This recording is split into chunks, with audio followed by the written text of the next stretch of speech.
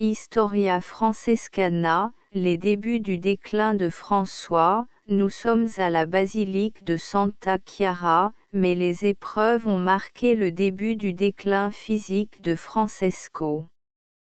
Depuis lors, il a commencé à tomber malade plus souvent qu'avant, et plus gravement.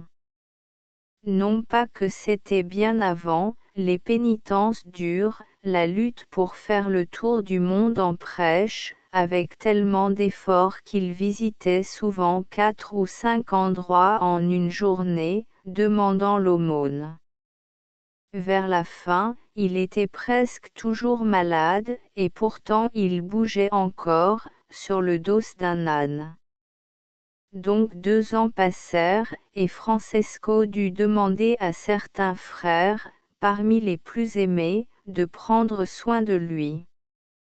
Il n'avait jamais été servi par personne, mais maintenant il en avait besoin, et Thomas s'inquiète de souligner que c'était comme ça, parce que libéré des soucis du corps, il pouvait penser plus calmement à Dieu, qu'il aurait bientôt appelé à ses côtés.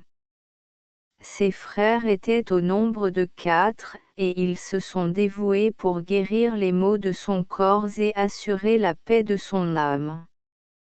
Alexandro Barbero.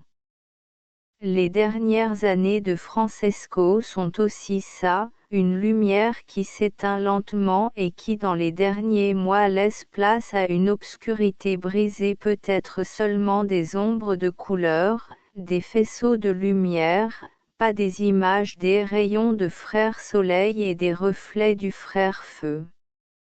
Extrait du net par Frère Prosper, OFS.